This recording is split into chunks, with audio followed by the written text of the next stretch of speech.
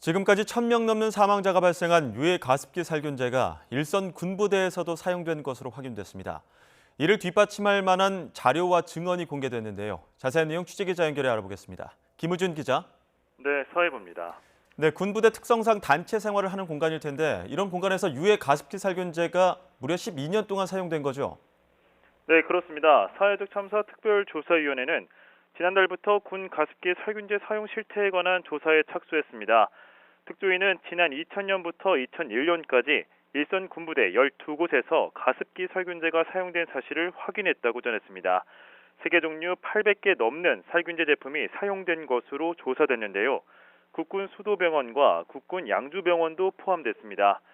이 같은 내용은 국방 전자 조달 시스템 등 등록된 기록이나 진술을 통해서 확인됐는데 문제는 조달 시스템을 통한 구매가 극소수에 불과해 드러나지 않은 피해 사례가 더 늘어날 수도 있다는 겁니다.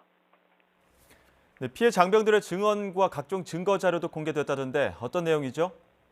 네, 그렇습니다. 특조위 측은 피해 장병들의 증언 내용도 함께 공개했습니다.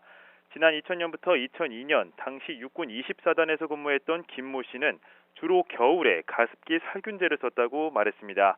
지난 2007년부터 2008년까지 공군 제8전투비행단에서 근무했던 황모 씨도 가습기 살균제를 부대에서 보급받았다고 증언했는데요.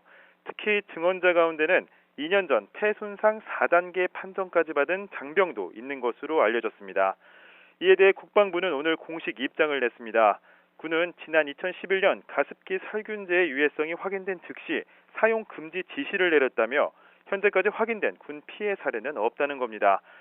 특조위는 이번 조사 결과를 바탕으로 오는 27일부터 열리는 가습기 살균제 참사 진상규명 청문회에 국방부 인사복지실장과 국군 의무사령관 등을 증인으로 부를 예정입니다. 피해 발생 가능성을 몰랐는지 여부, 그리고 가습기 살균제 논란이 불거진 이후 군 차원의 조사가 없었던 이유 등에 대해 집중 질의가 이뤄질 전망입니다. 지금까지 사회부에서 전해드렸습니다.